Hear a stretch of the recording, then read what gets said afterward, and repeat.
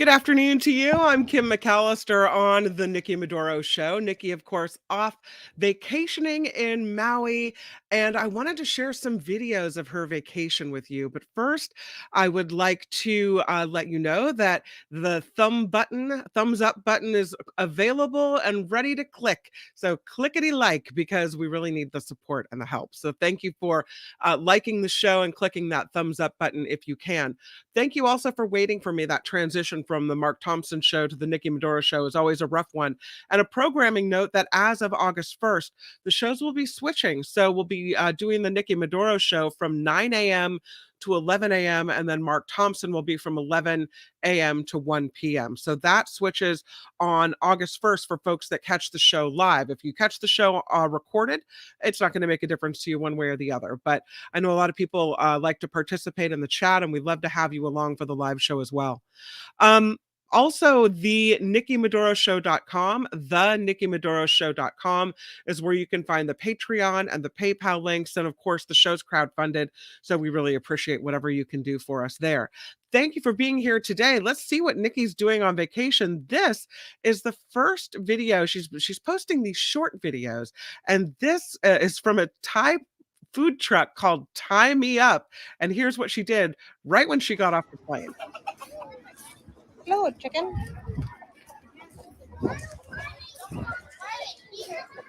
Are at the food truck place right after Costco, right outside Costco. And my first stop, of course, is Tie Me Up, Maui. It's a really cute little place. And of course, I had to get my drunken noodle. Also, this shrimp plate. Delicious. It's funny, that's one of the Hello, first things chicken. on her list was, I want to go to a food truck in Maui. Okay. Are at the food truck place right after Costco, right outside Costco. And my first stop, of course, is Tie Me Up, Maui. Yeah. It's a really cute little. So I think we're watching the double. And then she did something that I asked her to do. I said, one of the things you have to do is go to Ululani's Shave Ice. I think they have one on Oahu. They have at least 2 or 3 in Maui. They just, by the way, franchised Ululani's. I want to say the first one was in Southern California. The second one is in Stockton that just opened. But here it is. And they're special because they have this ice machine that makes the ice smooth. And they do all of their toppings every single day from organic fruit. It's not like syrup out of a bottle. It's this organic topping that they do that is just, it's amazing. So here she is at Ululani's. This was one of the top recommendations, and so I had to check it out. The line kept growing every moment I stood there. It was very popular. There were so many flavors. I got the Hawaiian rainbow with vanilla, pineapple, and strawberry. It was so freaking delicious. This was one of the top So there she is. and so There she is in Maui having a great time. But I wanted to share those videos with you because I know that we miss her while she's gone, but it's very clear she's having a great time. It's kind of like a mini food segment a day early. Nikki may pop in, so we don't know if she's going to come in today or tomorrow, but she might pop in and say hello. I do want to talk about this story about this boy. Well, we'll call him a man. He's now a man. He was reported missing 8 years ago when he was a teenager, but police say he's actually been at home with his mother the entire time. This story is about Rudolph Farias IV. They call him Rudy. Rudy's now 25. He was reported missing 8 years ago as a teen, actually, though, returned home a day later.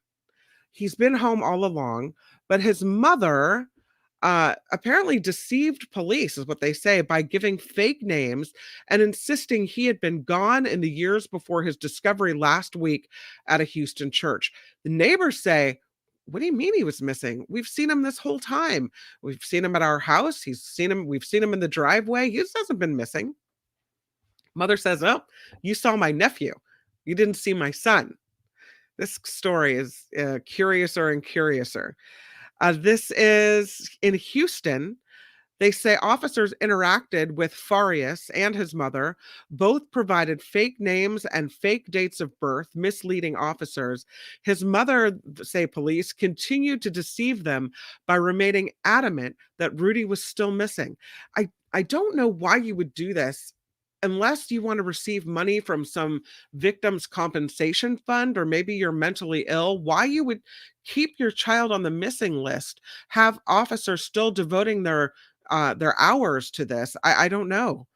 The DA has so far not filed any charges against this woman for making fictitious reports and failure to identify. The investigation, though, is active. New leads are coming in. So charges may be filed. We don't know. But Farias was found sleeping in front of an East Houston church more than 8 years after he purportedly went missing on March 6th of 2015. Uh, he was 17 years old when he was reported missing. He vanished while walking his two dogs in Northwest Houston. They had this poster of him up and everything, even though he returned home supposedly the very next day. So I mean, I don't know. Check this out. I mean, they went to incredible expense in this whole case. They put up this billboard, they collected money to help in the search, all of these things. And the boy, it appears, wasn't even missing. Look at that. Yeah. I mean, a number to call, his picture on a poster, on a billboard. And so, it turns out he's been there the whole time, is what they're saying. After investigators spoke with him when they found him a few days ago, it was discovered Rudy had returned home the following day on March 8th of 2015. But his mother, Janie Santana, this is according to police, continued to deceive police by remaining adamant that Rudy was still missing. She said, apparently, that it was her nephew that her neighbors had seen. But over the years, investigators pursued leads and tips. They collected evidence proving that Rudy was not missing during this 8-year period. At times, other people saw Farias, but the mother, Santana, said her nephew was the person friends and family were seeing coming and going. Police disputed that. It is against the law to give officers a fake name when you're detained. And I guess Farias himself did that in at least one instance. Still, they haven't filed any charges. He is with his mother by choice. He is 25 years old, this according to police. They have reached out to Adult Protective Services, thinking that maybe there's something really hinky going on here. But there are about 360,000 reports of missing children that are made to the FBI. That was in 2022 alone. It may include duplicate reports, so I don't know how accurate the figure is, but why you would continue this hoax unless you thought it was bringing you attention or what? This case is weird. I kind of, feel like things are a little bit weird when the headline first comes out that, man missing for 8 years, now found. You're like, huh. So I didn't report it at the time. But now that just more has come out and out, this story is wild. I think charges will probably be filed against the mother in the case, probably not the boy. It seems like maybe he's under her control. Maybe he's developmentally delayed. I don't know, but what a story. Looking in the chat, and of course, I'll rely on you in the chat today for the conversation. So, yeah, Maria writes, this is so damaging to actual missing children. Karen writes, most missing children are abducted by their parents or a non-custodial parent. That's true. Mindy says, I think he's being abused, or at least very controlled. Karen also wants to know why the Houston police didn't talk to the neighbors or people in the neighborhood. They would have found out. I think they had collected evidence, or maybe it was off their radar until he was found that one day. I don't know. Knit One Pearl One says she had some kind of control over her kid, likely a disordered personality disorder, who has no insight into her own behavior. They don't process things correctly. Yeah, it's weird. This whole case is so crazy, and disturbing. So, it remains to be seen what's going to happen in this case. Wes says, "I think the mother, was hiding him from someone else." Maybe. Anonymous says, "I think the same boy the mom told him he had to play daddy," and oh, I don't know.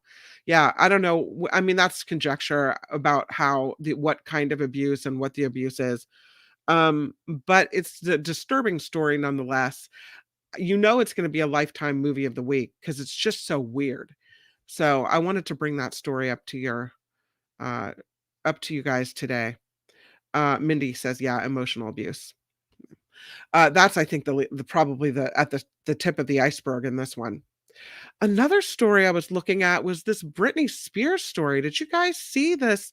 She has gone to the police and filed a case because she apparently was abused by a bodyguard, is what they're saying. Here's the picture that goes with the story of Brit. Brittany apparently was slapped by a member of a security detail accompanying Victor Wembanyama. She reportedly asked the San Antonio Spurs draft pick for a photo while they were in Las Vegas. But his security guard did not like that, allegedly slapped her while they were at the Catch restaurant at the Aria Resort and Casino.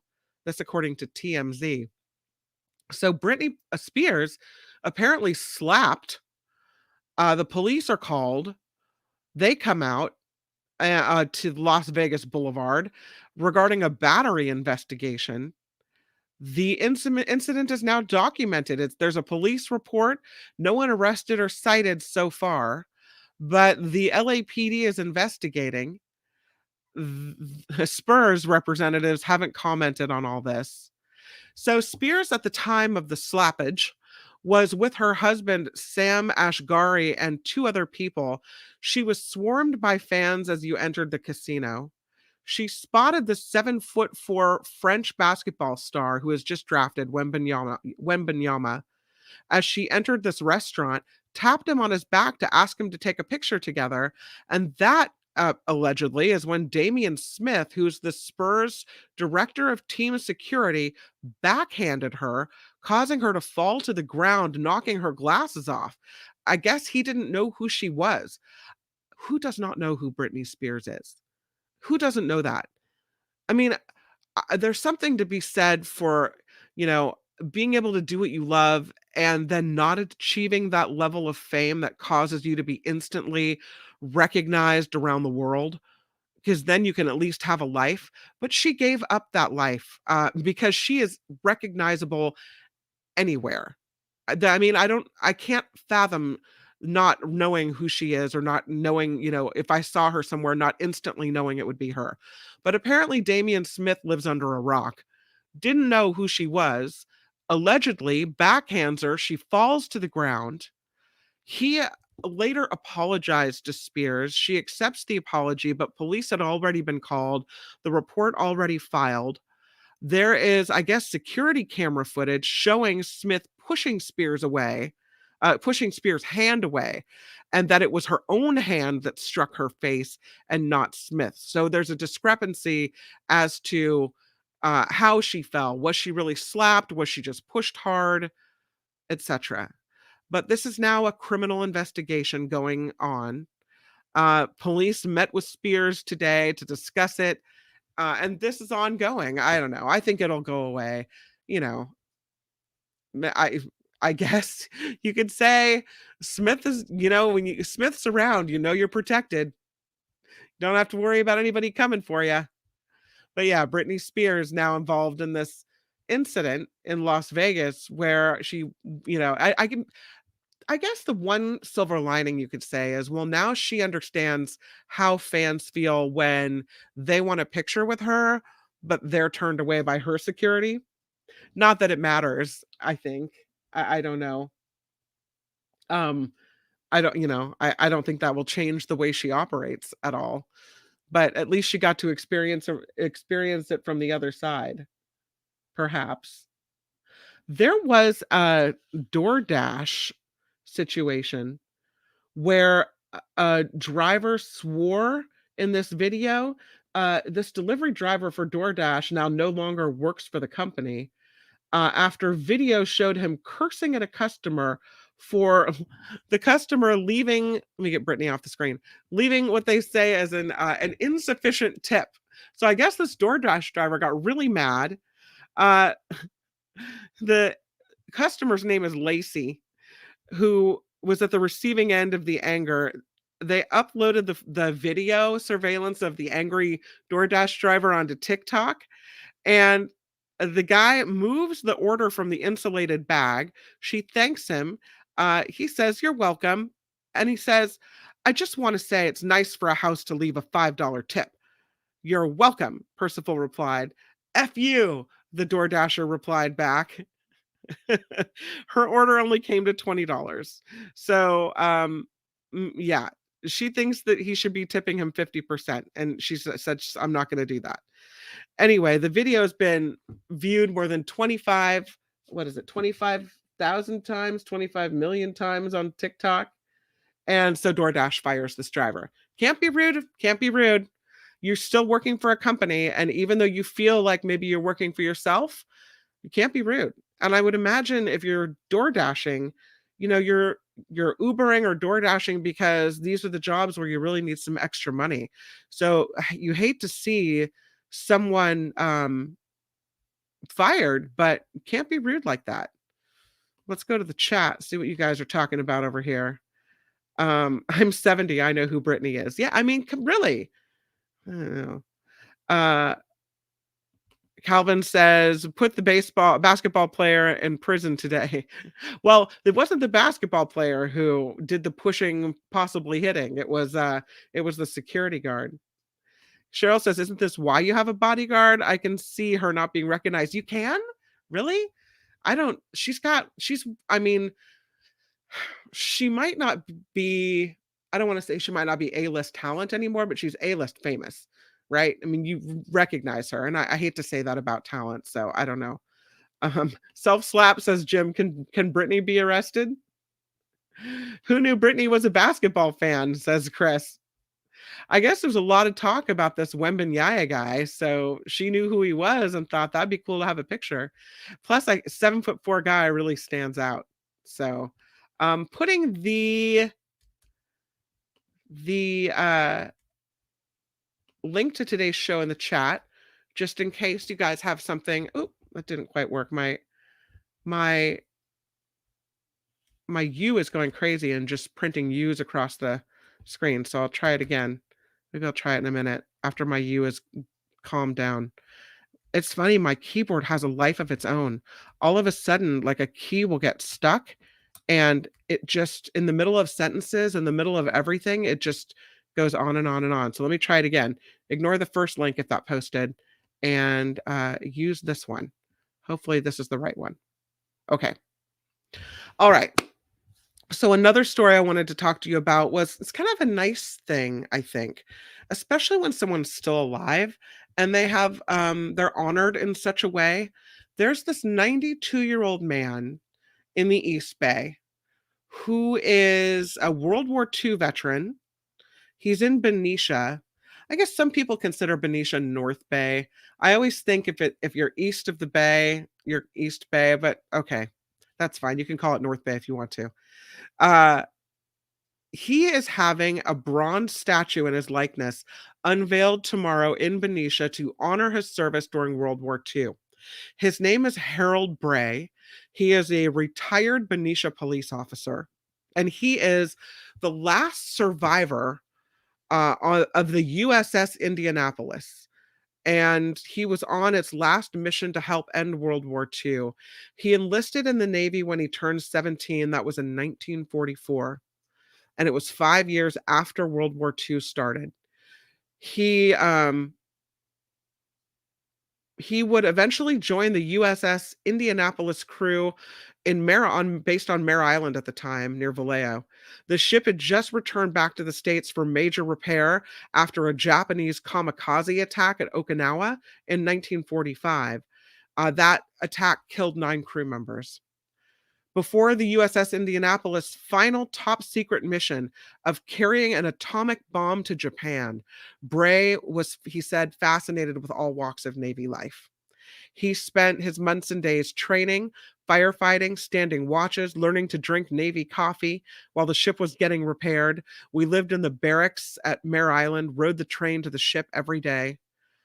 The USS Indianapolis right now is at the bottom of the Philippine Sea. It sank there in July of 1945 after being torpedoed twice by a Japanese submarine. Bray eventually comes home, settles down in Benicia, raises a family. He joins the police department. The statue of Mr. Bray will be 7 feet tall, surrounded by bronze sponsorship legacy plaques, engraved bricks, concrete benches, and a storyboard detailing his history and the USS Indianapolis. The unveiling to be done at 6 p.m. in the city's commandant's quarters in front of the clock tower. So that is happening in Benicia, and it looks like, yeah, it's happening today. So I thought that was kind of cool. This man is, again, the last surviving sailor of the USS Indianapolis, and I think it's kind of cool that he will be there to see the statue unveiled and to see that his what he did and how he served the country is remembered. It has been, in a more sad note, 10 years since the Asiana Airlines flight crashed at SFO.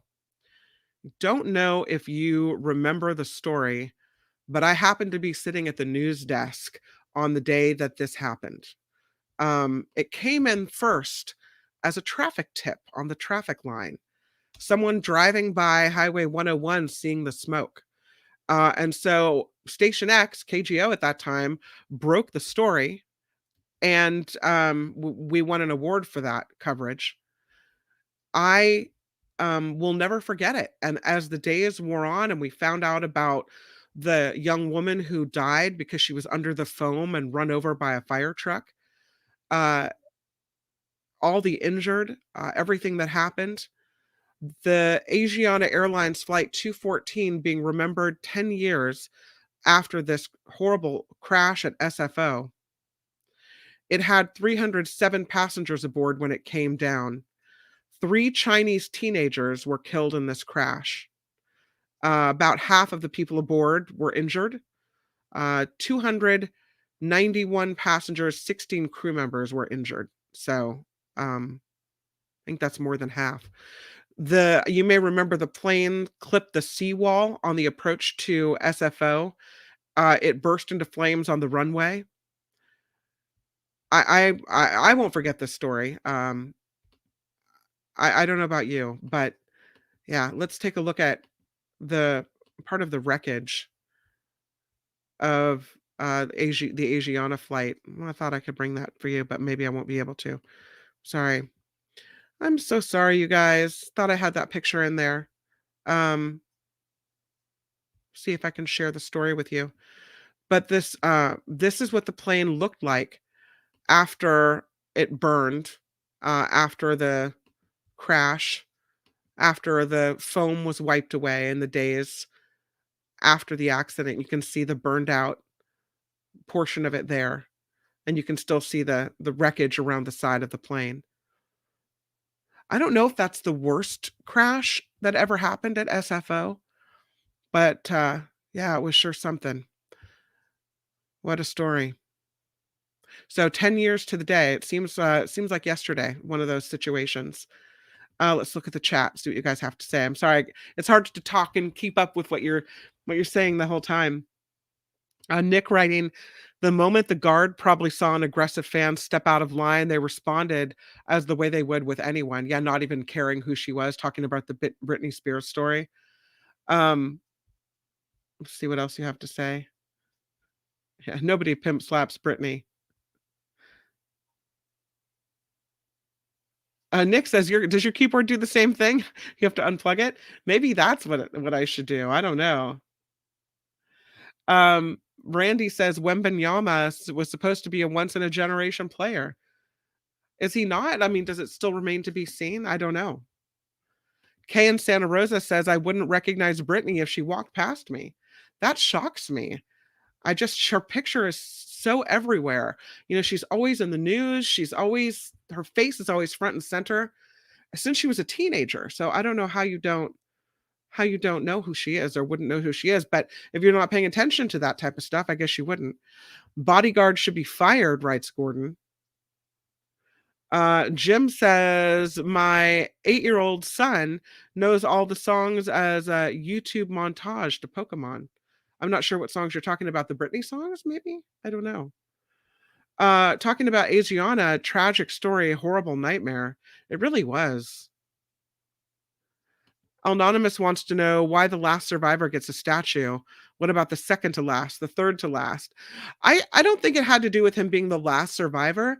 I think it had to do with him being from Benicia and the city of Benicia wanting to recognize his commitment to he was a police officer there for years.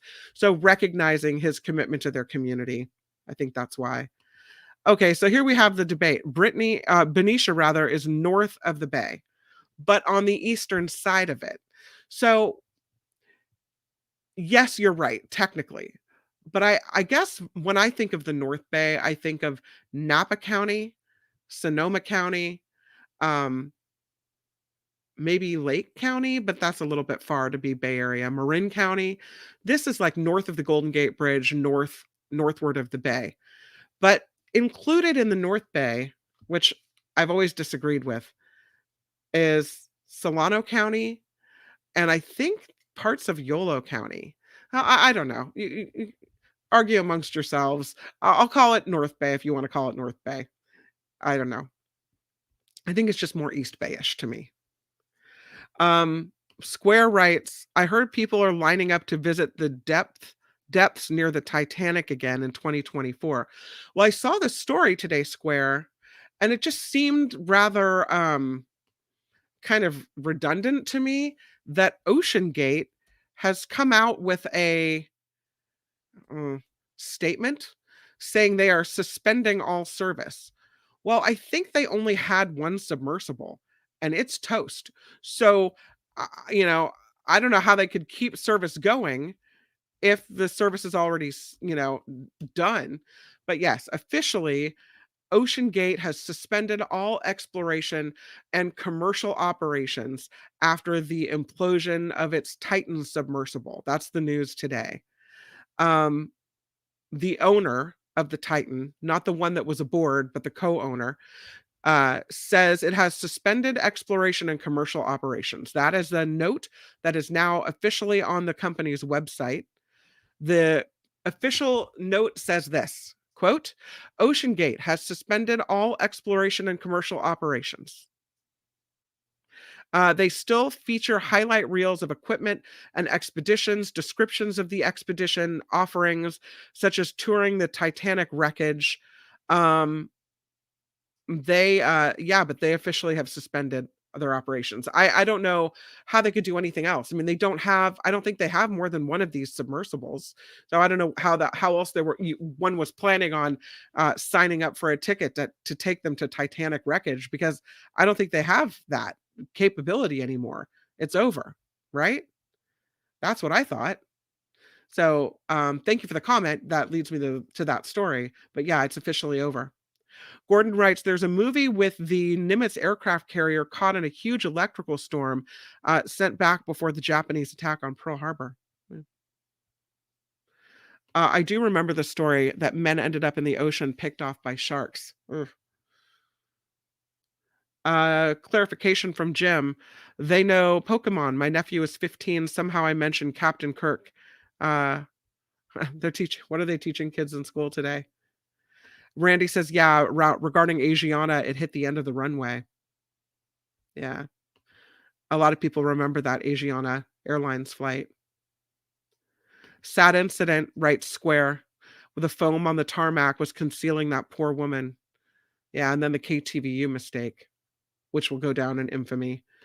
Anonymous says Asiana Airlines, yeah, student ran over by fire truck twice.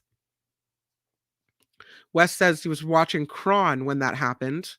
And they did that horrible newscast with the fake names. That was actually on Key TVU, not Kron. So, I remember that as well. Karen says, remember that crash so well. Hard to see how the pilot could have made that mistake. And Jim, who will join us here in a moment, writes a fire truck drove over someone in the foam, right? Which I still don't understand how they were in the foam. My mother was scared to fly out of SFO for years. I think, and let's bring Jim on the show. Welcome. Hi. Hey. And the link, by the way, is in the chat if anybody else wants to pop in as well. Hi. I think they were supposed to check.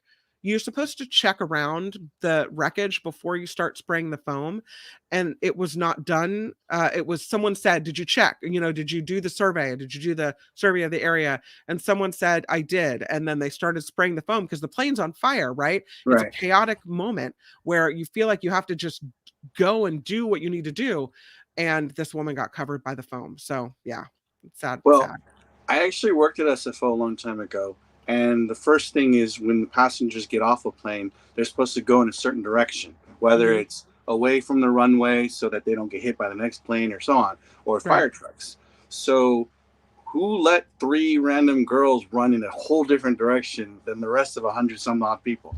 That's what's weird. I would imagine it's chaos. When you have a plane on fire and people trying to get out through, one of 2, 3 exits that, and you're trying to corral all these people and staff members have been injured. So you don't, you don't have all the people you need. I could see how it would happen, even though that's not protocol. Like I could see how, yeah. But it always made me wonder, like, how did they not see the foam coming? Like, were they already dead, possibly? Or already knocked out from smoke inhalation? That was the weird part. It's like, why were they just there to be covered by foam when no one else was nearby? Yeah. That's all. Because there's no way that they would let people run away after 9/11 in a different direction. Because then it becomes a violation of security space. That's all. I want to thank the lady Beatrice, Jim. She has popped in with a $5 super sticker, and she's talking about OceanGate suspending operations won't save them from a liability lawsuit or get them any more customers for any future business. I agree. I think we'll see those lawsuits coming, and thank you, the lady Beatrice, for that. I appreciate it. I'm going to say something crazy. Okay. If I didn't have kids and I was by myself, single, I would go. I would go to see the Titanic? The next trip once they built it, because I don't think they would let something crazy like that happen again. It's sort of like that. If a plane crashes, I would suspect the next time a plane would take off, it would have better safety checks. But doesn't it highlight the risks? It does. But again, if I had nothing to lose, no one to really worry about me, then I would be the next guy on, just like I want to go on space because I have never been in space. So you take all kinds of crazy chances with your life just to do it because you don't have any responsibilities? Yes, because it would be the adventure that I could talk about forever. Jim, I tend to like life, so I probably wouldn't do it, but I love your sense of adventure. I don't know, even if I had $250,000 sitting in a bank account that was burning a hole in my pocket, I don't think I would spend it on seeing the Titanic, especially since you don't get to go out of the submersible, right? The pressure at that depth is too much. So you're basically seeing what we're all seeing through the video camera snaking through the ship. So we're all seeing the same vision, whether you're sitting in your office watching it on a screen or whether you're sitting in the submersible. Agreed. So I think this being in space maybe would be more of an adventure, like something different that you get to look at the Earth down through the window and see, have that experience. But whereas the Titanic thing, what are you really seeing? You're not diving and swimming through the halls of the Titanic. Right. And, if you go to the moon, we've already seen the moon, lots of rover pictures, so on. I guess I find it better than Mount Everest, because if I was unless I flew on a helicopter and landed on the top, stood out for 5 minutes, and then left, the trek up would take forever. You might die. People have died climbing Everest, and it's Yeah. really, really cold. Versus I'm just sitting in a big bubble for a few hours, and then if I survive, I might see some fish that I've never seen before. Yeah, they've been on the Nature Channel, but I got to see it. And Maybe the other submersibles are different, but did you see those cramped, tight quarters? yeah, You want to be down there in that, like a little coffin in the sea? No, thank you. it might be a fun date. No. No. No. The lady Beatrice says, why didn't those emergency vehicle drivers watch where they were going? A woman died because someone wasn't paying attention to the road. Well, they were covered. The woman was covered by foam. Yep. Foam being used to put out the fire. So they thought the area had been checked, but apparently it had not been properly. And so that's why, because they didn't see her because it was foam everywhere. Yeah. Yep. Fire retardant. And which is kind of funny in that it was everywhere, meaning that whoever was shooting the foam didn't really have a specific direction from and to. So it was more like 3 or 4 fire trucks came out, they shot their foam, and then a 4th or 5th fire truck came. Those were supposed to help the people, not so they really shouldn't have gone through the foam. They should have gone around the area along with the other ambulances and not gone through the foam. Like there was almost no reason to go through the foam. Yeah. And so that's the protocol they had to change. Anonymous writes they got ejected from the aircraft. I don't think that was the case, but I haven't read the complete report on that. But I tend to think that didn't happen. But I don't know. You saw the burned out shell of the airplane, but I think it was on fire. I don't think somebody was thrown through it at that point. I don't. They had that as a conjecture of why those few bodies were by themselves. But they watched the plane crash in a video later, and no one was ejected until it hit the ground and people came out. Knit One Pearl One disagrees with you. I'd rather go sit in a nice place than be someplace humans should never go. Oh, yeah. I mean, I'd rather sit in Maui, eat some shaved ice with Nikki and people, right? But if I had the opportunity, I would take it. I wouldn't pass it. Square wants to know if you're a skydiver or a paraglider kind of thrill seeker kind of guy. I am not that kind of guy normally, but when I was younger, 12, 13, I was dared by a couple of people to do it for someone's birthday. So I went along with them. And yes, I did skydive at 13. They were 18. Yeah. Oh, wow. Did it over Montana or something like that. So and your parents said okay? They gave you the okay?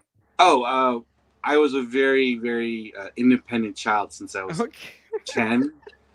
I think I explained that when we came to America, I was already the adult at 6, paying the bills, signing the checks, even though I was doing my parents, and doing all the phone calls in English because my parents did not speak English. So by the time I was 13, I hit puberty. I was 5'10". I looked like an 18-year-old. So I was doing 18-year-old things. Yeah. Yeah, it makes sense to me. You got a little control there. That was pretty cool as a teenager. Cheryl says if someone paid me $1 million, I would do it, even though my kids would be mad. So I guess we have to pay Cheryl to go on the submersible. Hey, there's a date. Walter said, I thought that I had heard they're supposed to sweep with infrared and then go foam. Well, one, it would be hard because they're aiming towards a burning plane. So if you're scanning for heat, you're staring at a fire, you're not going to register anybody. That's going to be hard. Yeah, and they were going fast, too fast, but you're trying to save lives. Vilma says the Titanic was built in Belfast, Northern Ireland. No submersibles for me. I'll go to the Titanic Museum. Well, I just argue again that it's the same video we're seeing, whether you're on the submersible or whether you're, after the fact. And they always say newly released, never before seen video of the Titanic. That's great. And I'm so glad they release it so we all can see it. We don't all have to put our lives at risk. Jim's talking about Leslie on KTVU. Actually, I believe it was Tori on KTVU. Read the names of that. Yeah, pretty embarrassing. And I think it was a producer that put those names up. But If you don't know what we're talking about, you can Google that. Um, Karen says, "No thanks. I'd rather spend my time in a luxurious place like where Nikki is now." Yeah, there are many Yeah. wonderful, amazing places. One time I was in Hong Kong, and there was this building with a pool that stuck out of the building, one Yeah. of those infinity pools. But I'm 50 stories up, so when you look down and you're watching water drip over the edge, you're like, "Am I going to hit that taxi down there and it's going to Oh dent it?" God. But it doesn't. It drips to something below. It catches it. Yeah. But Yeah. it It's looks an like you're illusion. about to splash people from 50 floors up. It's crazy. Fun. Cheryl clarifies, no. If someone paid me $1 million, I wouldn't Oh. do it. I wouldn't do it. She wants us to Oh. know. We got you, Cheryl. You wouldn't do it. Yeah, I don't think I would do it either. That's pretty scary. Um, I don't know if you've seen this story, and I'll keep you on for this one, Sure. Jimbo, if you want to stay. But there's the story out of CNN where these bones were found. They were buried with an elephant's tusk, an ivory comb, a crystal dagger, an ostrich eggshell, and a flint dagger inlaid with amber. Okay. The Cool. skeleton discovered in a tomb in Spain in 2008. So they're thinking that it was somebody pretty important. Hmm. And there's now new evidence, apparently, that kind of dispels the myth of gender roles, even back then. Let me show you the picture of these bones. Very interesting. If it loads, see if I can let you see it. Oh yeah, there it is. So here's what they found. Cool. I can see the inlay and the dagger. It's very, very fascinating. Mm-hmm. But based on analysis of the pelvis bone that was found, a specialist initially identified this 5,000-year-old skeleton as a probable young male who died between the ages of 17 and 25. They Okay. called him the Ivory Man, and they started researching what they called, according to CNN, this spectacular find. But more than a decade later, researchers used a new molecular method. This was in 2021 to Mm-hmm. confirm the skeleton's gender was part of a broader study on the discovery. And it turns out the Ivory Man was female. So this was a woman.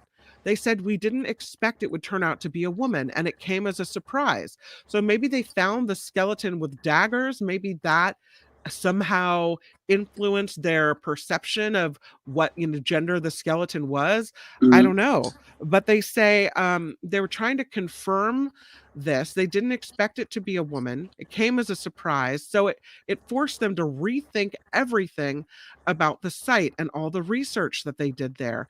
What they learned about this woman and the society she lived in, they say, opens a new window on the past and will force many people to reconsider traditionally held views about prehistory. In the past, it was not uncommon for an archaeologist to find remains and say, okay, this individual has a sword and a shield, therefore, probably a man. Mm. Deeply mistaken, though, because it assumes that in the past, gender roles were the way that we conceive of them today. And really, they may not have been. The technique, they say, of looking at DNA and really examining bones and remains will open up an entirely new era in the analysis of social organization of prehistoric societies. Mm. So it's a new method to determine the sex of old bones. Started in 17, it involves analyzing tooth enamel, which contains a protein with a sex-specific peptide called amelogenin that can be identified in a lab. So they analyze the molar incisor of the skeletons, and they can detect this gene Mm-hmm. and figure out whether you've got an X chromosome or a Y or what have you. Um, and they say it's the technique is dispelling the cliche of man the hunter, because some of these skeletons, including the one that that we're talking about, Mm-hmm. are actually female instead of male. That this is the way it is. So I guess when they look at skeletons, the hip bones, you can tell because women's pelvises are generally wider, especially if they've given birth. Right. the woman had given birth. But the problem, they say, is that hip bones compared with other parts like skulls are thin, and that means they get really brittle over time Yep. and are easily crushed. So it's easy to make mistakes when you're looking at a pelvic opening, as in the case of some others that they have found. Hmm. So I find it's interesting. And they're talking about the Ivory Lady. Now, instead of the Ivory Man, they call her the Ivory Lady. And they think that she was a revered leader and that the daggers buried with her are the most valuable of those found at Hmm. more than 2,000 known prehistoric graves in the Spain and Portugal area. No Nice. male tomb of similar status has been found from that era in that region. So they're saying she was really important, this Ivory Lady. And how interesting it was that they thought because of that she was a man, and only by testing did they show she was a woman. So it could still be a half man, hermaphrodite, They don't think so. woman. They Okay. think that the DNA shows, like, if they can say XXXY, Yeah. they know. So she's a woman. Yeah. Well, it could still be a man born, but with so much uh, the incorrect chromosomes, or vice versa. It could have been a woman, but it had so much male chromosomes. But we won't know. So that's just the possibility. But See, I you're agree. holding It was on to probably it could be you're holding on to it no, could no. be a I'm not man, trying to Jim. say it's a I man. don't know. There is no evidence that it was she's all woman. Right, right. But what I'm She saying a is, lady. if you did that test today, there is a 1 in a million chance. So literally 1 in 1 million people are born with the wrong chromosomes in their cells, but they still look very male or very female. Both cases. So it Okay. is possible, but let's just say 1 in a million, it's not that person. So No, yes, it's because really cool that it was a female. Could be a Cleopatra, the first one, or the way that it led to the witch woman, especially if mhm. it was an African that came up, was able to trade for Australian stuff and other stuff, and eventually came around, became the first black person in European history, so that's what caused the trade with the Turkish and the Moors. I mean, yeah, it opens up a lot of possibility of how did she get to Portugal if she wasn't one of them, and if she was one of them, then she is European white, but is she like the beginning of a Christianity thing over there? Like, there's a lot of possibility. And what kind of power does she have? Does she only have military power, or does she have magic powers where she help people birth their kids before, when they didn't have a midwife? You don't know, So but many it does. questions you Yeah, have. I don't know. and if I was a writer, I would maybe jump on that and maybe write a whole series on that. And that'd be kind of like a starting point for the first magic user, the first leader. Kind of cool. Yeah. Well, what they're saying is that she was a revered leader and Mm. that she was so important that the most valuable things they've ever uncovered were buried with her. Yeah. And it's Um, amazing. It's crystal daggers. It's pretty cool. I like it. yeah, crystal dagger. Um, Yeah, so they say she was really important. The only comparable lavish tomb containing at least 15 women was found about 328 feet away from the Ivory Lady's grave, and Mm. it is presumed to have been built by people who claim descent from her. So maybe her, descendants. The grave location suggests women occupied positions of leadership in the Iberian Copper Age society at a time when more hierarchical society was beginning to emerge in Europe. Mm. They say it's unlikely that her high status was a birthright because there are no infant burials in the region that Yeah. contain grave goods. They think the Ivory Lady achieved her status through her own merit, that she must have been a charismatic person, probably traveled, had connections with people in faraway lands. Yep. Her source of influence could have been magical. That she had high levels of mercury in her bones, which could have come from burning or using cinnabar, which Yep. is a substance that has a toxic, intoxicating effect. So it's interesting. I mean, this whole thing fascinates me. I don't know if you're into archaeology, but some of these finds I just think are so interesting.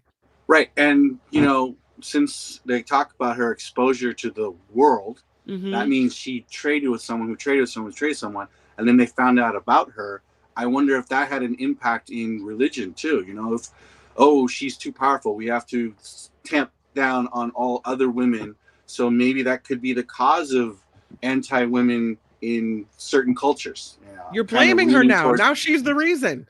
maybe. I mean, what if she caused one war that we don't Jim, know you of? have it out for the Ivory Lady today. I don't know.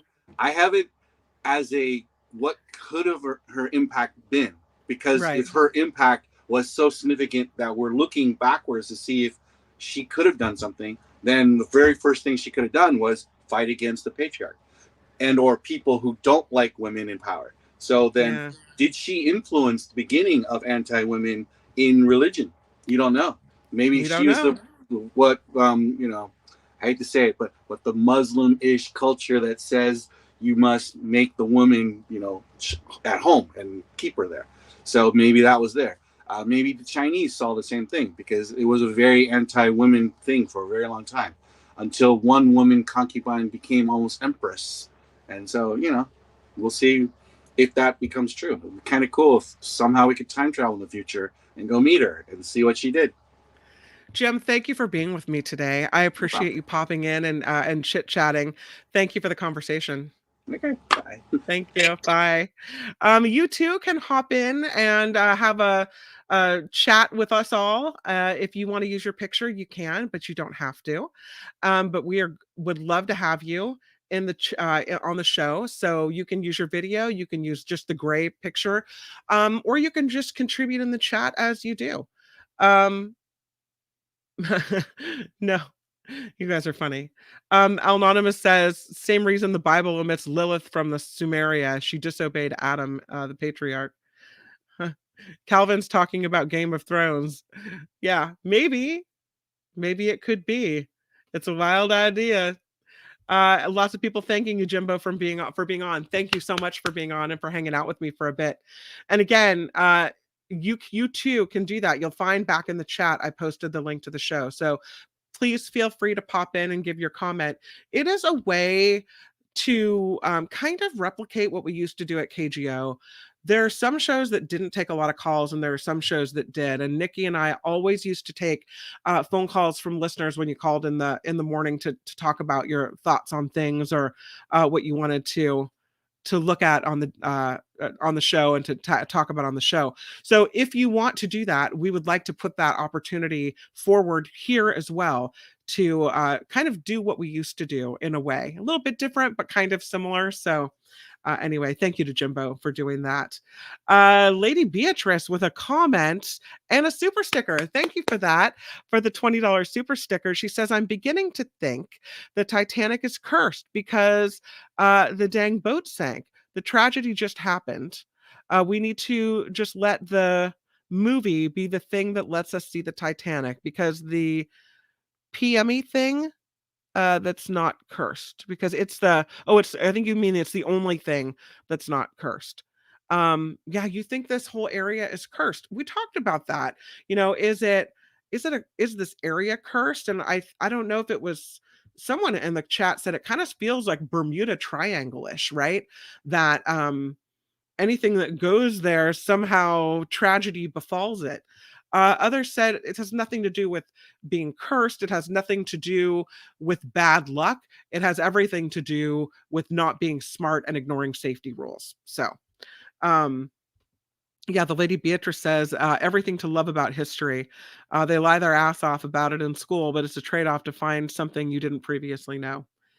I find history, and especially archaeology, fascinating, about how we can learn about the past, and what it meant. Of course, as Jim kind of brought up, there's a million questions people may have that we may never get answered, but it still fascinates me. West Theory with a $10 super sticker. West, thank you, thank you, thank you so much.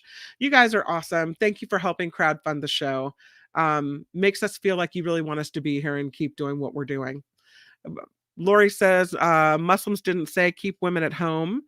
A very orthodox anything Judeo-Christian, which includes Muslims, say keep women down. It's not just a Muslim thing. Yeah, And I think he knows that as well. He did mention Christianity too. Um, Wes is talking about, I think, the Titanic area. It's a giant graveyard down in a dangerous to visit spot. And don't you think we know enough now? I mean, unless somehow technology is brought forth that will allow us to raise the Titanic without having it crumble, to put it in some museum somewhere. And even then, people died there. Maybe we just leave it as that watery grave that it is. Maybe that's the most respectful thing to do. Don't you think we have enough information? Video we've seen video of the hallways. They've had a submersible camera go down there. We've seen what remains of it. Is that enough? What's enough until we've plucked every relic from the ship to sell? I don't know. It just seems like it's enough. I'm done. And there's no reason to see it anymore, to go down there anymore, to do any more to it. John writes, when I was in school, we were taught that King Tut's lips were so big on the burial mask because he got stung by bees.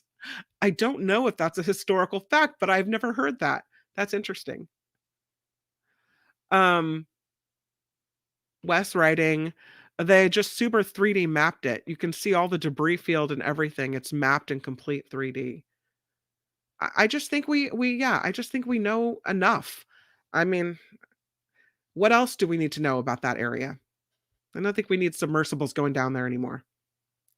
Wes says you can see shoelaces and everything. Oh, I don't want to see that. Anonymous says we should get multiple underwater autonomous drones equipped with LiDAR to 3D scan every inch. Sounds like they already 3D scanned it there, Al. Vilma says the story of the Titanic has been romanticized. They did that in the movie. That's true. And I think there probably were stories of survival, stories of, sacrifice as well. And the whole thing is, there's a whole kind of market around the Titanic of people that are obsessed and fascinated with it for whatever reason. So, Calvin says the Titanic 3D mapped so they can build a replica on land now. Would be interesting. Gordon says the captain of the Titanic was more concerned about meeting the time than safety and didn't slow down. Yeah. Square says we've done our homework on the Titanic. It should be left in peace. I agree. That's kind of how I'm feeling with it. They did it last year, I guess the 3D mapping. I seem to think OceanGate helped do the 3D scan, but not 100% sure on that.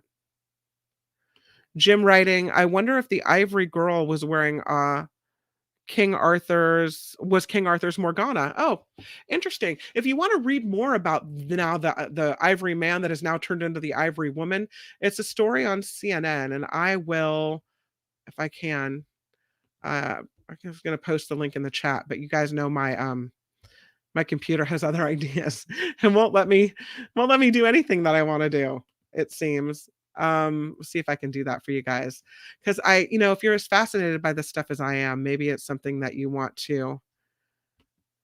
Yeah, now it won't let me do it. But maybe it's something that you want to look up. There it is. I think I'm able to post it. Okay, I did it successfully. Whew, I'll tell you. So let's do a little bit of news. How about I do a newscast for you guys so you can follow the news of the day, and then we'll do a few more stories here on the Nikki Maduro Show. I'm sorry, it's hard to be alone clicking on all this stuff myself, so bear with me as I work to play the news theme. And again, thank you for being here with us today. And now, from around the world to up your street, the Nikki Maduro Show presents News Czar Kim McAllister. You're talking earlier about that small bag of cocaine found inside the White House, and it will now be tested for DNA and fingerprints. They're serious. They want to know who left it there. NBC News noting the investigation could be completed by Monday. They also reported that officials say it's possible there might be no resolution to this investigation. The Pentagon says 3 Russian fighter jets harassed U.S. drones on a mission over Syria. Brigadier General Pat Ryder says the jets dropped parachute flares into the drone's flight path. He called it unsafe and unprofessional behavior. Is it an escalation? These things, when they start happening with everything going on in Ukraine, is kind of get flared up and scary. President Biden is calling out Republicans who previously voted against his economic agenda and are now benefiting from it. While speaking from a manufacturing plant in South Carolina, the president named congressional Republicans who voted against his signature Inflation Reduction Act or bipartisan infrastructure law, but who have then applauded the funding approved in their home states through these bills. He mentioned Alabama Senator Tommy Tuberville, who last month praised the $1.4 billion in federal funds his state is set to receive for expanded broadband internet. But Tuberville voted against it. And now he likes it, though, I guess. We'll take credit whenever we can.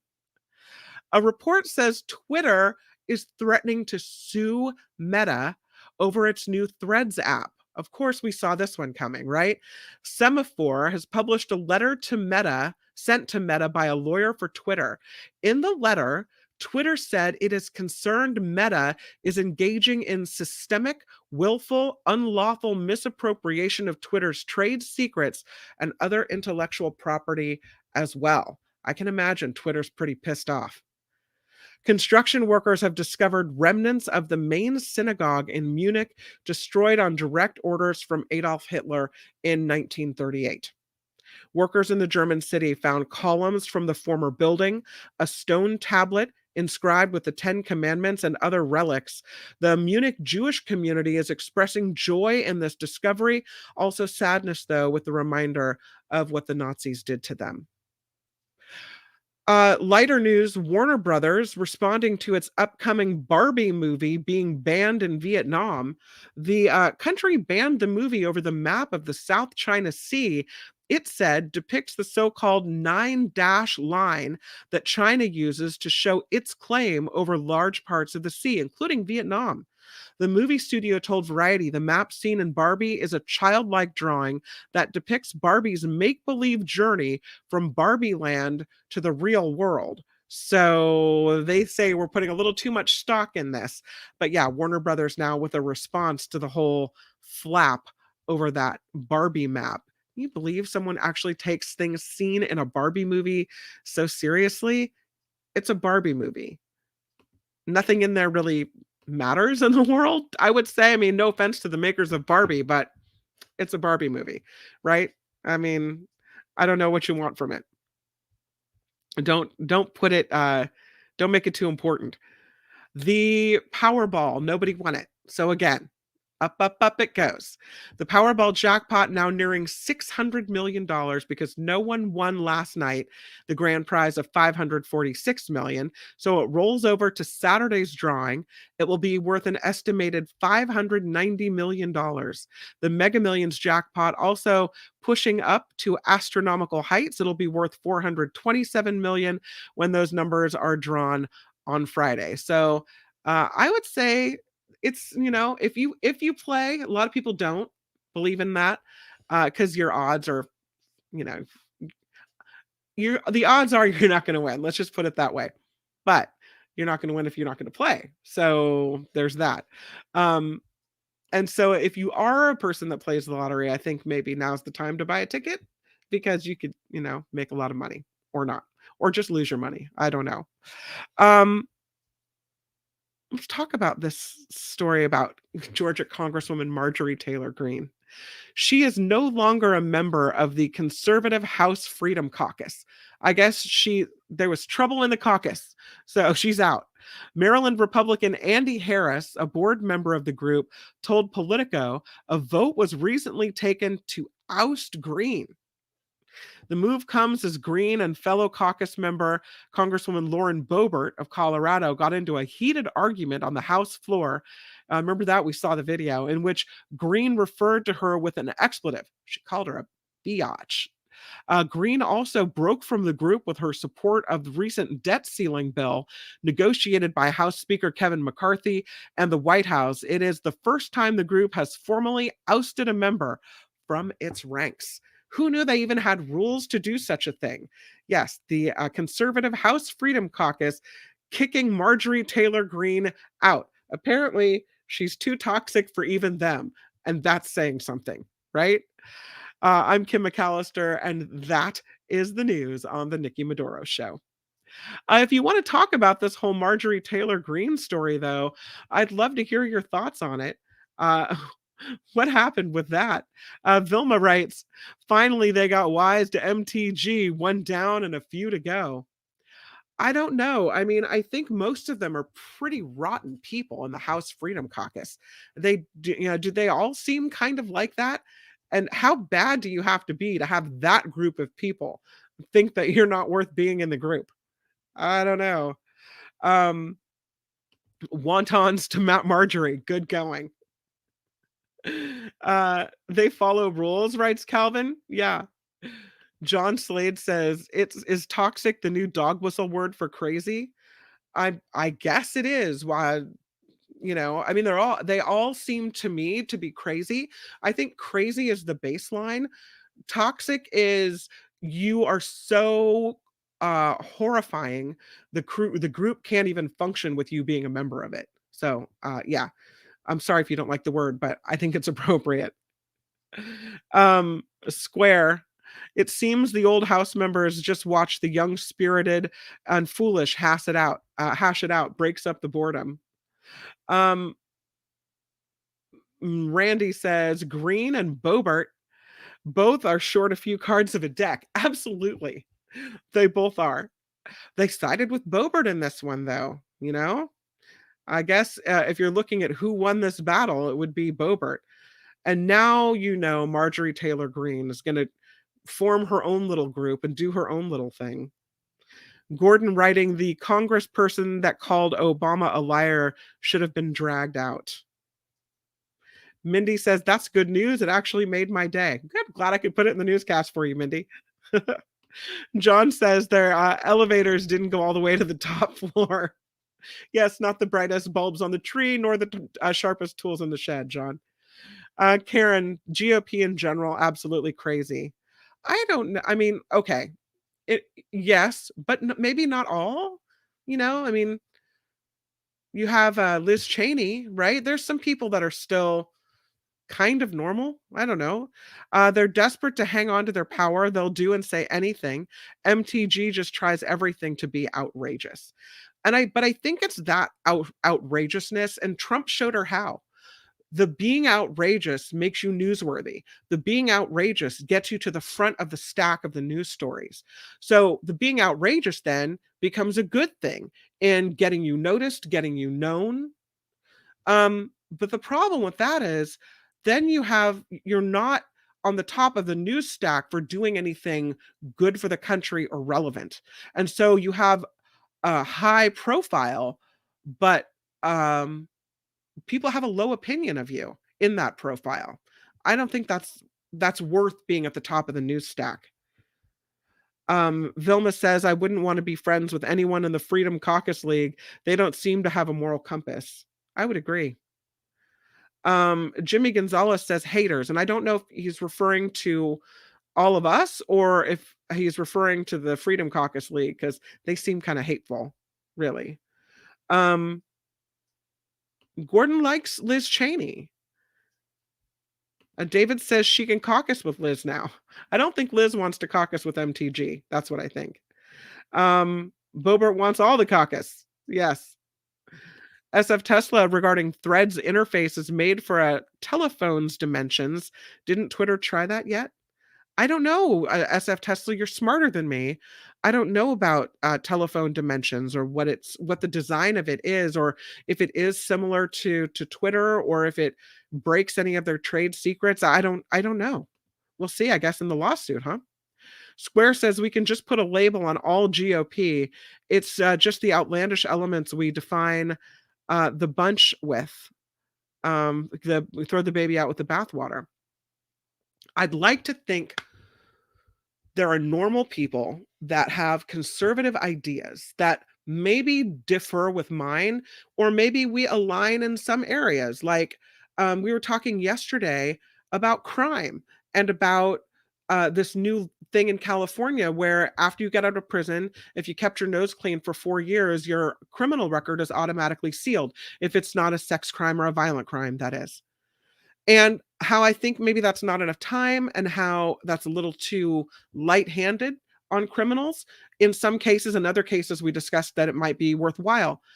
But so there are some things where maybe I lean conservative. Maybe fiscally I lean conservative. Maybe I don't want the country to have this growing, mounting debt. There may be some thoughts that I have that aren't exactly liberal. Then you go to social thoughts. And, I'm pro-choice. I want people to get the help they need. I want our government to be kind and take care of Americans. And so there are a lot of ways and more ways, I would say, in which I fall on the liberal side. So I'm a Democrat and proud of that. I don't agree with everything that Democrats do, but I agree with more things that Democrats do than things with Republicans do. But I guess in saying that, I don't want to dump everyone into the same category where you have some Republicans that stand up and do the right thing. Like you've seen in states in this investigation into the Capitol riots and the attempt to overturn the election, that you had Republican elections officials in many states that stood up and did the right thing. I think that there are people with morals and values in the Republican Party, and to say that we lump them all in is not necessarily correct. It's not the right thing to do to people to say you're all as crazy as Marjorie Taylor Greene. It's the Republicans that don't say anything, that sit by and let people like the Marjorie Taylor Greenes of the world or the Donald Trumps of the world get by just because they want the policies they agree with enacted. So I know Trump is going to appoint more conservative justices to the court, and that aligns with my thoughts. So I'm going to vote for him. But what you're not doing then is looking at what's good for the country, right? Is looking at a person with morals and values. So that's the problem I have with it, is the Republicans that vote for these people that they find distasteful just because they want their policies put into place. So but again, I don't think we can lump all Democrats or all Republicans into one category or another. Square says, there's room to work things out for both sides. Yeah. Vilma says, instead of working on good legislation, Republicans twiddle their thumb and investigate Hunter Biden. It's true. I'm not going to say that things that Republicans have done, wasted time on, their whataboutism, they're pointing the fingers, they're absolute, the people they put in charge, the absolute way that they will not cross the aisle and work with anyone or compromise on anything. What they did to President Obama, I thought was deplorable, by not working with him on anything and making it so he could get nothing passed, get no judicial nominations through. It was awful. So there are a lot of things that you're right about, Wilma, that their whataboutism, their Hunter Biden thing, what a waste of time. But yeah, so Marjorie Taylor Greene is out of the Freedom Caucus, and I don't think anybody is sad about that at all. I'm not. David says haters was often heard referring to never Trumpers. Okay. I'm a never Trumper, that's for sure. Instead of working on, yeah, we looked at that one, right? I don't know. I mean, I don't want you to think that I'm coming to the aid of Republicans, but I just know some people that have some conservative thoughts on especially finance. And I don't think that, and because of that, they've aligned themselves with the Republican Party. And I think that they're disillusioned with the leadership in that party and what's happening as well. But the lumping everybody into the same category. So if someone tells you they're a Republican, that then you I mean, and it's hard for me too, because my first thought is, oh, right, they must be a Trumper, or they must have the Trump flag on their truck, or whatever it may be. But I think we have to chill a little bit and not throw everybody into the back of that pickup truck together. Gordon is very happy that Green is out of the caucus. Yeah, I don't think I'm sad about it either. I you know, I'm sad that she's even in Congress. What a sad state that it shows that we are, yeah, that we are a country that would even tolerate her to be in a leadership position. There's a story, we've talked a lot on the show about the whole trans groomer thing and how completely inaccurate it is. That your kids are more likely to be groomed in a place like a church or a sports practice, sadly, a school. Well, there's a new report out from the FBI that I think is important. It's the FBI San Francisco field office. They've identified a new trend in which sexual predators are using group grooming tactics to target and groom children for sexual exploitation. It's really disturbing. So think of where children gather in groups, right? Throughout our investigation, the FBI has uncovered evidence that online predators band together in groups in an attempt to victimize children. This is from the special agent in charge of the San Francisco FBI field office, Robert K. Tripp. The story can be found on the cron4.com website. The FBI identifying instances where online predators work together to find potential victims, expose children to explicit content, assess their openness to themselves being exploited. In some instances, groups of predators posed as children to join gaming clans, chats, and social media aimed toward children. Predators also, they say, use each other to condone and normalize the exchange of sexually explicit materials within the group. Children who join the games, chats, or online groups are unaware they are engaging with adult online predators and instead believe they're meeting with a group of their peers. The FBI investigations revealing child victims in these groups are exposed to abnormal sexual practices normalized by their perceived peers in that group. So, where one says, let's do this, or this is okay, and everyone else says, yeah, this is okay, because it's all these predators all working together. It is, it's disturbing, and it's yet another one of these indicators that parents need to talk to their kids, educate your kids about the tactics that are being used, be very careful about where you let your kids look online, always check their history, always know where they're going. If you have grandkids, I would say the same thing. Make people aware, because we go through our lives. Like right now, I'm here. My son and my daughter are, have the summer off from school, and I know that my son is probably on his iPad right now. I have him reading books on his iPad. I have him doing some online math classes on his iPad. But we know where he is and what he's doing. But you better believe that after the show today, I'm going to go and I'm going to check and I'm going to make sure that what I want him to be doing is what he's doing on it, right? And then we'll go outside and get a little activity in as well. So they say online predators disseminate sexually explicit materials to groups of kids to identify those who are most vulnerable. It's unconscionable, really. They say parents should talk to children, yes, because educating children about these tactics is a powerful tool in preventing them from becoming victims. There will be people that are don't want their kids to know about it, so they won't talk about it. And that's dangerous, because you have to give kids the knowledge to protect themselves. I get that we want to keep kids safe for as long as we can, to keep them naive and in this, fog of childhood, so they have this happiness and they don't have to think about the heavy things of life. But there comes a point where you have to protect kids. And if you're going to let them be on these platforms, which my son plays Roblox, but we don't turn on the chat feature. So people can't contact him for this very reason. But if you're going to turn on the chat feature, then you have to tell your kids about it.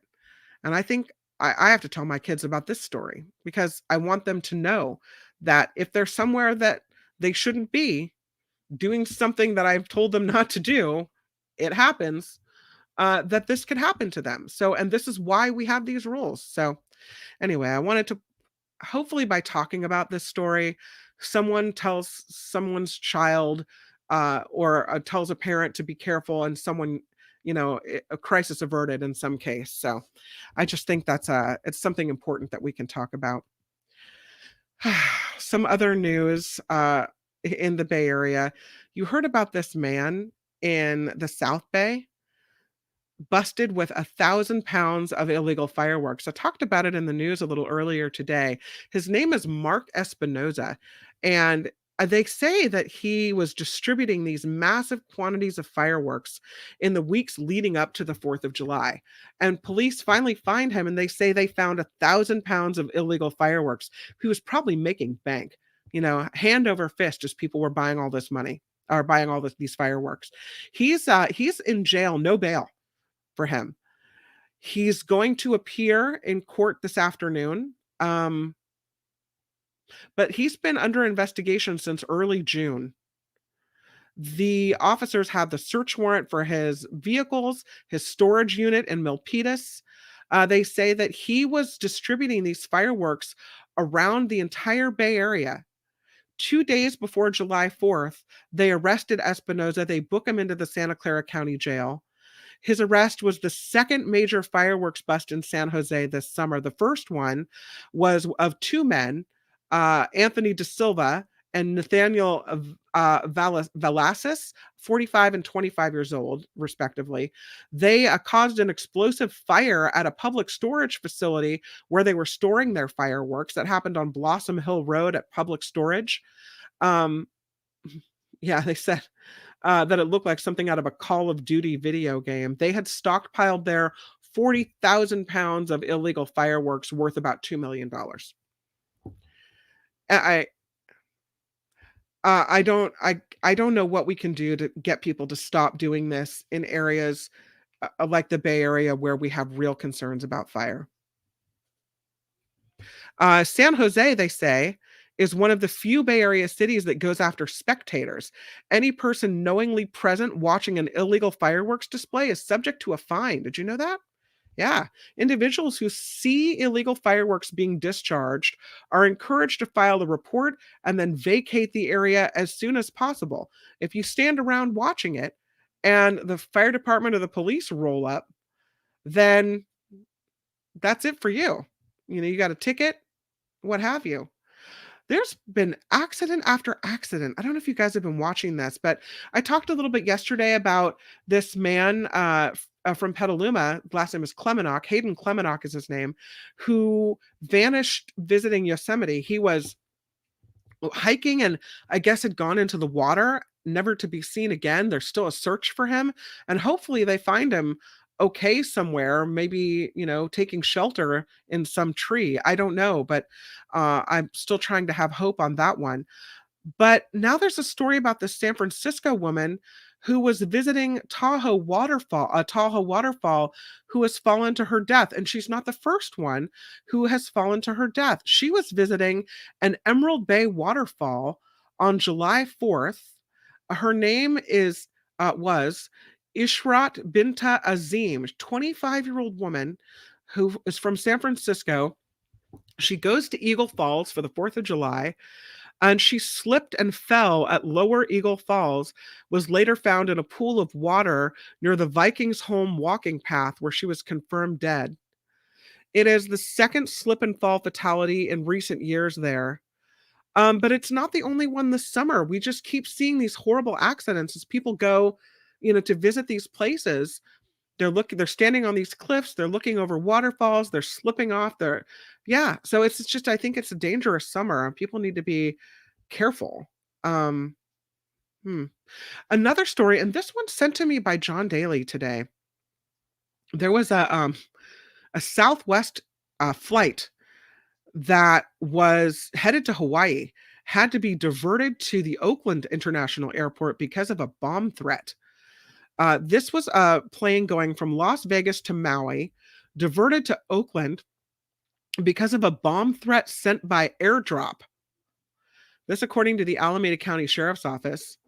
On July 3rd, this flight left Harry Reid International Airport in Las Vegas at about 9:20 in the morning. That according to FlightAware. Pardon me, I have to cough, so I'm going to mute myself for half a second.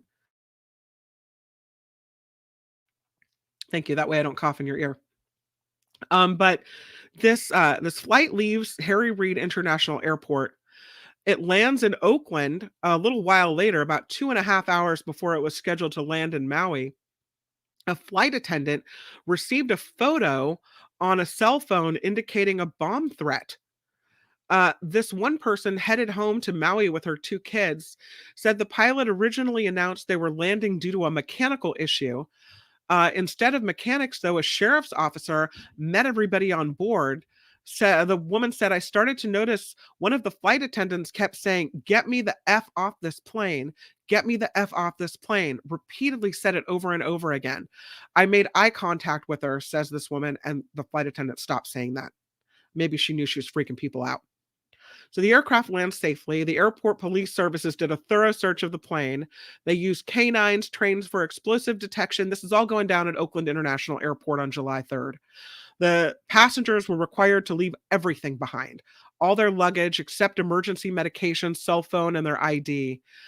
TSA re-screened everybody, all the passengers, as they got off the plane. They wanted for us to stay seated to keep the windows closed because it would get too hot. And we have to keep our seatbelts on because we're on an active runway.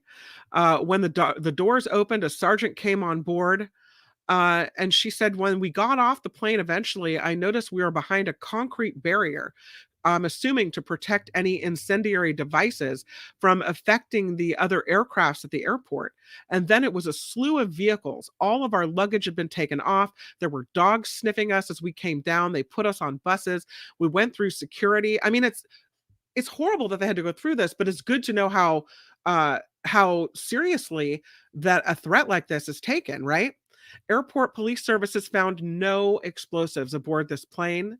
Passengers were delayed at the airport for about 6 hours because of this. Southwest told SF Gate they departed again at about 6:30 p.m. on a new plane, landed in Maui at 8:30 p.m. So, everybody got to their final destination. It sounded like a photo. It was a photo that was taken of our plane and the people on it. This is what this woman says, saying, "I'm going to blow this bitch up." She said, "I didn't see it myself, but that's what other people said that had received the threats." So that's kind of secondhand information about, what the photo, this airdropped photo, had said. That it was this, oh, look, someone's coming in. A sandwich delivered for lunch. Look at that. How nice. I love summer and kids bringing me things. This is awesome. But they say it sounded like this photo was the photo of the plane with this writing on it that said, "I'm going to blow this bitch up." Would you freak out? And if you were one of the flight attendants saying, "Get me the F off this plane"? Yeah. I mean, I guess you have to take it seriously, right? But it seems like most of these threats end up not coming to fruition, which is good. I'll take the threat over the real thing any day. The Southwest, they say, Airlines flight attendants and crew were excellent at responding to passengers' needs, except for that one who freaked the hell out of everyone.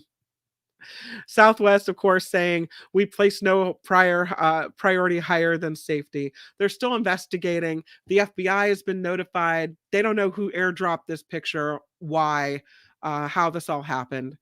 But pretty scary incident. And, 6 hours they spent being screened on the plane, getting off the plane behind a concrete barrier, being re-screened again. And then I don't know, you have to get back on a plane for the last 2.5 hours to Maui. And I don't, although I would say it's not 2.5 hours, it's more like 4 hours from Oakland to Maui. But how you would feel having to get back on the plane after such a threat. I think I would do it and not worry about it because I think most of these, it was a different plane, first of all, but most of these threats are just that, and nothing was found yet again. But I'm sure there are some people who are a little nervous to get back on a plane after all that. So, and that happened right at Oakland. They landed in Oakland. So, kind of a scary situation for those people. Regarding the sandwich, Sharesies on the sandwich. How will Nikki do the Friday lunch at 9 a.m.? Breakfast in bed.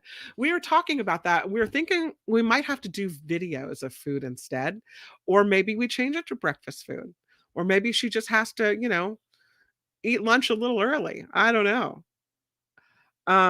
Calvin says, I'm glad Nikki left earlier than that for her trip. Right. Wes says, I am flying to Germany in March for my godson's confirmation. I'm dreading it. The chances are nothing bad happens, though, Wes, that everything's going to be fine. Jim says, do they think the flight got swatted? I don't, SWAT is when they call what a threat is called in. And so the SWAT team responds to a place where there's been no threat and no call for help. I think in this case, the stewardess actually called for help because of the threat. So it's a little different than the traditional swatting, but maybe somebody didn't want to go to Maui. I don't know. Who knows why? Thank God, says Square. Worth the wait. Happy trails. Yeah. SF Tesla says some of these special effects seem lifelike. Huh. Oh, talking about the sandwich again. Now you guys have got me on the topic of food. Lori says, on the topic of aircraft threats, anyone watching Hijack on Apple? Idris. I don't have Apple TV, Lori, and I'm too cheap to pay for it. But if you're telling me it's worth it, then I might drop something else to pick up that. So let me know in the chat if you think that's something that I should do. But yeah, so she says Hijack is pretty good, huh? And I do like those thrillers, I'll tell you that. That's kind of up my alley. Not that necessarily the violence, although I can tolerate some violence, just not, dead over and over again every few seconds with bullets flying. I know I've been called by Michael Snyder sensitive in that regard. Okay, so that's our show for today. I've got a sandwich to eat. Let's see what it is. It looks like it looks like an egg salad sandwich, which is kind of my favorite. So I'm excited about that. I'm going to be back tomorrow. I'm hosting Mark Thompson's show tomorrow. Of course, it's Friday, so we've got a lot of fun things planned. And then I'll be back on the Nikki Maduro show tomorrow as well. And then Nikki is back next week from her glorious trip to Maui. And I just can't wait to hear about everything she did and all the things. But if she posts any more videos, I'll show them to you again tomorrow. Until tomorrow. Oh, and thank you, Jim, for the comment. And thank you for popping in. I always appreciate you doing that. Until tomorrow, I will say to you, thank you for watching the Nikki Maduro show. And I hope that we can meet right back here again tomorrow. So here's Jake. Nikki, you're all so awesome. You're sprout like a beautiful blossom. You're also the best. I really can't rest.